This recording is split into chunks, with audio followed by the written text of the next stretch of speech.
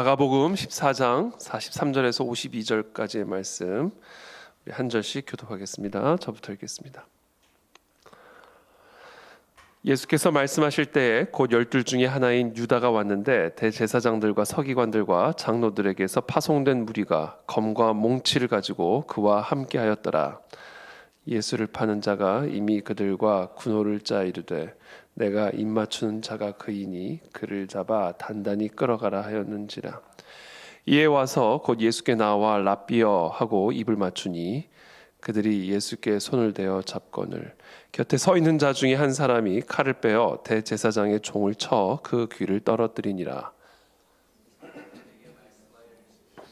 너희가 강도를 잡는 것 같이 검과 몽치를 가지고 나를 잡으러 나왔느냐. 내가 날마다 너희와 함께 성전에 있으면서 가르쳤을 때 너희가 나를 잡지 아니하였도다. 그러나 이는 성경을 이루려 함이니라 하시더라. 한 청년이 벗은 몸에 배 홑 이불을 두르고 예수를 따라가다가 무리에게 잡히매 배 홑 이불을 버리고 벗은 몸으로 도망하니라. 아멘.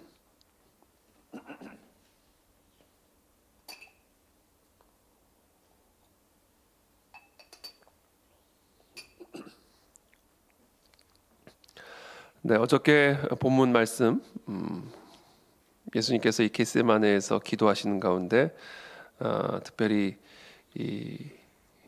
기도하지 않고는 시험을 이길 수 없다. 깨어서 기도하라. 마음은 원이로되 육신이 연약하다. 이와 같은 레슨을 주시죠. 극도의 고통, 극도의 슬픔, 극도의 두려움 속에서 예수님은 무엇을 하셨을까? 우리는 극도의 고통과 두려움과 극도의 슬픔과 절망의 상황에서 무엇을 해야 할까? 예수님은 바로 기도하셨다. 우리도 기도해야 한다라는 사실을 어저께 본문 말씀을 통해서 우리에게 가르쳐 주셨습니다. 오늘 본문은 우리가 기도하지 않을 때 우리가 그 극도의 고통 속에서, 그 극도의 슬픔 속에서, 극도의 고민 속에서, 극도의 절망 속에서 우리의 겟세마네 동산에서 우리가 기도하지 않고 잘 때 무슨 일이 일어나게 되는가? 우리의 삶에 어떤 일이 일어나게 될 것인가? 우리의 육신으로 살아갈 때 우리의 삶은 어떤 모양으로 끝이 나게 될 것인가? 그 결과를 어떻게 보면 오늘 본문은 우리에게 설명해주고 있는 것입니다.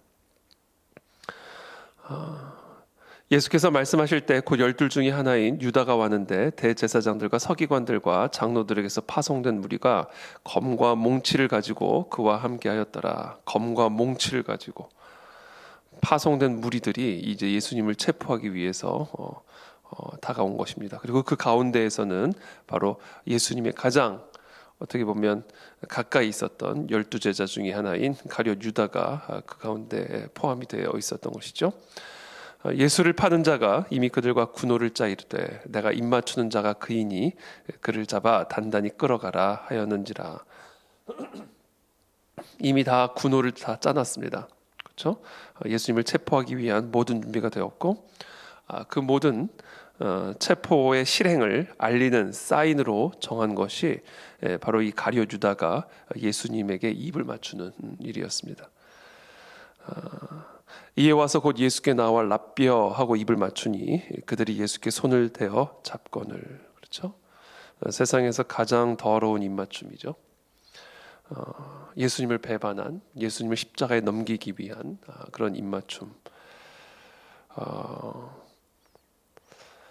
그 순간 47절에 곁에 서 있는 자 중에 한 사람이 칼을 빼어 대제사장의 총을 쳐 그 귀를 떨어뜨리니라.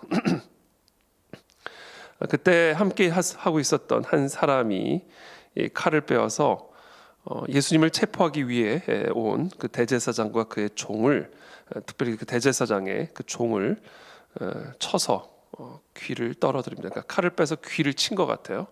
이 귀가 떨어져 나간 겁니다. 그래서 예수께서 무리에게 말씀하여 이르시되 너희가 강도를 잡는 것 같이 검과 몽치를 가지고 나를 잡으러 나왔느냐.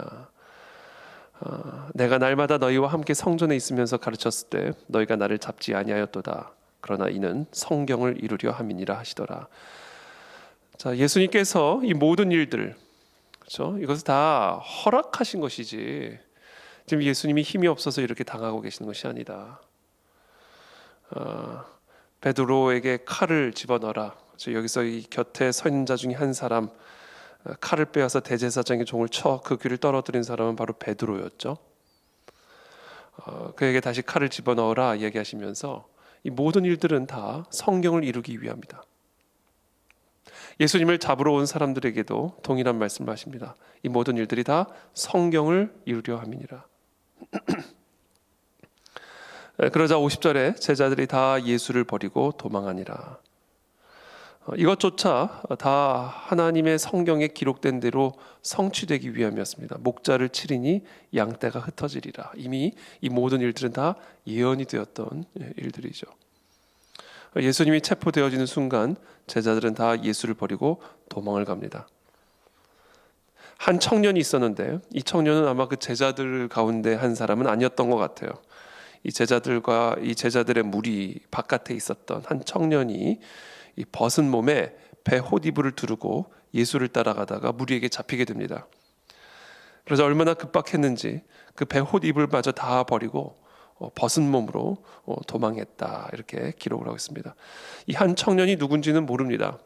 이 한 청년에 대한 이야기는 이 마가복음에만 기록이 되어 있기 때문에 어떤 신학자들은 이 한 청년이 이 마가복음을 기록한 마가 자신을 지금 설명하고 있는 것으로 그렇게 해석을 하는 경우들도 있습니다만 정확하게 우리가 이 청년이 누군지는 알 수는 없습니다. 분명한 것은 그만큼 정말 벗은 몸으로 도망갈 만큼 그렇게 급박한 그런 두렵고 또 위기스러운 그런 상황이었음을 이제 보여주고 있는 것이죠. 저는 이 자리에 누가 있었더라도 저와 여러분들이 있었더라도 뭐 그렇게 크게 다르지 않았을 것이라 생각이 됩니다. 이런 급박한 시기에 예수님은 체포되었고 그런 상황 속에서 제자들이 할 수 있는 일은 도망가는 것 외에는 없었다. 그게 우리다라는 겁니다. 저는 오늘 이 본문 말씀을 묵상하면서 먼저 이것이 다 하나님의 뜻을 이루기 위한 것이죠. 동시에 저는 이 말씀을 통해서 이 예수님의 이 긍휼을 묵상을 했습니다. 결국 지금 이 마가가 오늘 이 본문에서 기록하고 있는 본문의 핵심적인 메시지는 이게 다 성경을 이루려 함이라 이거거든요. 이게 다 하나님의 말씀을 이루기 위한 일들이다라는 거예요. 예수님이 당한 이 모든 순환들이 제자들로부터 배신을 당하고 대제사장과 서기관들이 몽치를 가지고 검을 가지고 그를 잡으러 나오고 이 모든 정말 말할 수 없는 고통스러운 순환이 이게 다 하나님의 뜻을 이루기 위한 것이다. 여기서 우리는 첫 번째 좀 묵상해야 될 부분들이 있습니다. 우리의 삶에 주어지는 다양한 순환들, 고난들은 다 이것이 다 하나님의 뜻을 이루기 위한 것임을 여러분들이 기억하게 되기를 축복합니다. 이 모든 고난을 예수님이 수용하죠. 베드로는 그것을 거부하려고 했고 우리의 삶에 허락되어지는 이런 검과 몽치, 가룟 유다의 더러운 입맞춤, 제자들의 배신, 이 모든 순환들이 다 하나님의 뜻을 이루기 위한 것이다. 이게 예수님의 태도였습니다. 우리 가운데 이 고통을 좋아할 사람은 한 사람도 없죠. 그렇죠? 고통, 두려움, 검과 몽치, 더러운 입맞춤, 배반, 여러분 이거를 우리가 기쁘게 감당할 수 있는 사람은 이 세상에 한 사람도 없습니다. 제자들처럼 다 도망가고 싶은 게 우리들의 심정이죠. 정말 벌거벗은 몸으로라도 우리는 이런 모든 순환에서부터 벗어나고 싶은 것이 그게 인간의 본성이고 지극히 당연한 본능입니다. 그래서 그 모든 본능을 이길 수 있는 힘이 있는데 그게 뭐냐? 이게 다 하나님의 뜻을 이루기 위한 것이다 라는 것을 우리가 받아들일 때 우리는 예수님처럼 이 모든 것들을 넉넉하게 수용할 수 있는 힘을 가질 수가 있게 된다라는 것이죠. 고통을 이길 수 있는 힘, 고난을 이길 수 있는 힘은 없습니다. 오늘 베드로가 보여준 이것, 고작 할 수 있는 것이라는 게 칼을 빼어서 대제사장의 종을 치는 그 수준. 우리는 고난 앞에서 할 수 있는 일이 아무것도 없습니다. 그렇죠? 물론 우리의 심정은 배호리브를 버리고라도 도망가고 싶은 것이 우리의 심정이지만, 그러나 우리의 삶에 찾아오는 이와 같은 순환들, 고난은 우리가 어떤 칼로도 피할 수 없고 또 이길 수 없는 그런 고난인 것이죠. 그렇기 때문에 오늘 예수님은 우리가 이런 삶에서 이런 고난들을 맞닥뜨리게 될 때 우리가 어떤 태도를 취해야 하는가? 다 이게 성경을 이루기 위한 것이다. 이게 다 하나님의 뜻을 이루기 위한 것이다. 라는 사실을 받아들여야 된다라는 겁니다. 예수님이 이 모든 순환을 통과하실 수 있었던 이유, 그래서 하나님의 뜻을 이루기 위한 것임을 알았기 때문이다라는 겁니다. 고난 가운데 혹시 계신 분들이 있다면, 지금 이런 겟세마네 동산에서의 시간들을 통과하고 있는 분들이 계신다면, 그것이 아무리 억울하고 아무리 두렵고 또 아무리 고통스럽고 아무리 화가 나더라도 우리가 그것을 이길 수 있는 유일한 길은 이게 다 성령을 이루려 함이니라. 이것이 다 나의 삶을 향한 하나님의 뜻을 이루려 함이니라. 이 모든 뜻을 통해 결국 선을 이루고자 하시는 하나님의 섭리가 이 가운데 있는 것이니라. 여러분, 이 진리를 굳건하게 붙들게 되기를 축복합니다. 그 진리를 마음으로 받아들이시게 되기를 예수님의 이름으로 축복합니다. 자, 그렇다면 이 모든 순환을 통해서 하나님이 이루고자 하시는 뜻은 무엇일까요? 하나님은 왜 하나님의 사랑하는 사람들에게 검과 몽치를 허락하시는 것이고 이런 더러운 입맞춤을 허락하시는 것일까요? 왜 하나님은 하나님의 사랑하는 아들에게, 딸에게 이런 고통스러운 피하고 싶은 순환의 순간들을 허락하시는 것일까요?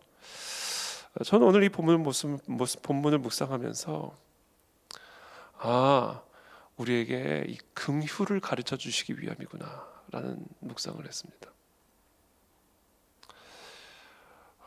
예수님은 이 인간의 악함, 이 대제사장과 서기관들, 그리고 이 가룟 유다의 이 악함, 그리고 이 예수님을 다 버리고 벌거벗은 몸으로 도망가는 이 제자들과 이 그리스도의 사람들의 이 약함을 바라보면서 예수님은 긍휼히 여기셨던 것 같아요. 인간의 악함을 보면 화가 나잖아요. 근데 예수님의 눈은 다른 것 같아요. 나에게 고통을 주는 인간의 연약함을 보면 화가 나잖아요. 근데 예수님의 눈은 달랐던 것 같아요. 예수님은 이들의 악함과 이들의 약함을 보면서 자신을 십자가로 내모는, 자신을 죽음으로 내모는 이들의 악함과 약함을 보면서 이들을 이렇게 악하게 만들고 이들을 약하게 만드는 그것에 대한 긍휼, 불쌍히 여기는 마음을 주님은 가지고 계셨던 것 같습니다. 우리가 우리의 고난과 순환을 이길 수 있는 방법 중에 또 다른 것이 하나가 우리를 이렇게 고통스럽게 만들고 이렇게 우리를 절망스럽게 만드는 이 인간의 악함과 약함을 보면서 우리가 분노하는 것이 아니라 오히려 그들을 불쌍히 여길 수 있는 마음, 이것이 우리 안에 생겨난다면 우리는 우리에게 이와 같은 고통과 순환을 가져다주는 이런 모든 상황들을 넉넉하게 이겨낼 수가 있겠구나. 주님은 이 모든 상황들을 통해서 내게 긍휼을 가르쳐 주기를 원하시는 것이구나. 예수님의 마음과 예수님의 눈을 허락해 주기를 원하시는 것이구나. 저는 오늘 그것을 이 예수님의 모습을 통해서 보게 되었습니다. 47절에 보면 이 모든 상황 속에서 곁에 서 있는 자 중에 한 사람이 칼을 빼어서 대제사장의 종을 쳐서 그 귀를 떨어뜨렸다, 이렇게 기록이 되어 있습니다. 누가복음에 보면 요한복음과 누가복음에 보면 이 한 사람 칼을 빼어서 귀를 떨어뜨린 이 한 사람은 베드로라는 것이 기록이 되어 있고요. 그리고 이 대제사장의 종, 이 귀를 다친 이 대제사장의 종의 이름은 이 말고라고 기록이 되어 있습니다. 근데 특별히 누가복음에 보면 베드로가 칼을 끄집어내서 이 말고의 귀를 쳐서 떨어뜨렸을 때 분노하여 화가 나서 어떻게든지 이 순환을 극복하기 위해서 칼을 꺼내 말고의 귀를 쳐서 떨어뜨렸을 때 예수님이 베드로를 혼내십니다. 당장 그 칼을 집어넣어라. 그리고는 무엇을 하셨냐면 이 떨어진 귀를 들어다가 이 말고의 귀를 다시 붙여주셨어요. 고쳐주셨어요. 저는 오늘 이 본문 말씀을 묵상하면서 다른 묵상이 안 되고요. 이 말고가 그때 어땠을까? 그 생각만 했습니다. 지금 예수님을 잡아서 죽이기 위해서 군호를 짜고 검과 몽치를 들고 예수님을 잡아가기 위해서 대제사장을 따라온 이 종 말고, 베드로가 예수님을 지키기 위해서 칼을 들어 그 말고의 귀를 쳤을 때 예수님이 그 귀를 집어다가 그 손으로 친히 이 귀를 다시 제자리에 붙여주셨단 말이에요. 저는 이 말고가 죽을 때까지 예수님의 이 손의 그 촉감, 예수님의 그 손의 그 따뜻함을 아마 죽을 때까지 잊지 못했을 것 같아요. 죽이려고 했던 그분이 나를 고쳐주신 거예요.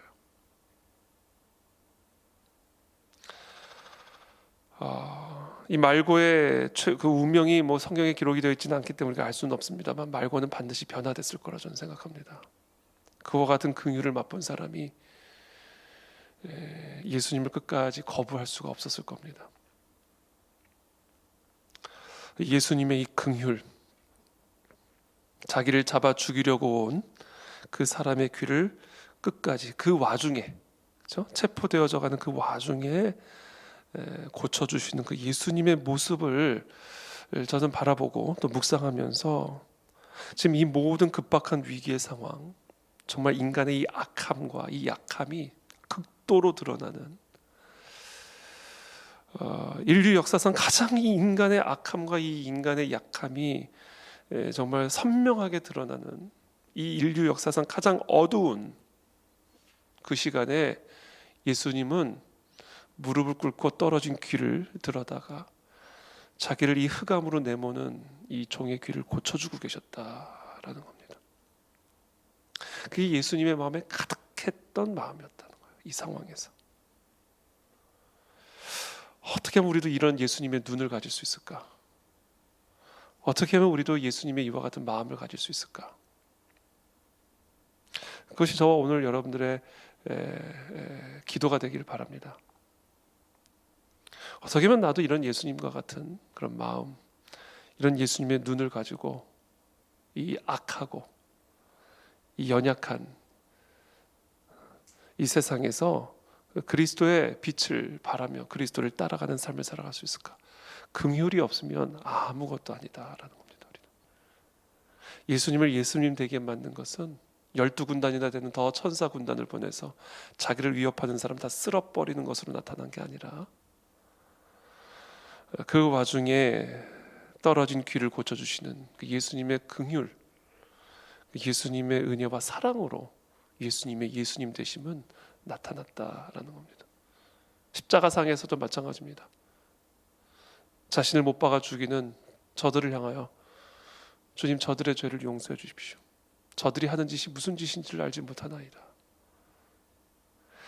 예수님의 마음 안에는요, 자신을 십자가에 못 박아 죽이고 있고 자신을 검과 몽치로 패서 체포해 가려는 이 모든 사람들에 대해서 일말의 원한도 일말의 보복심도 없었음을 우리는 보게 됩니다.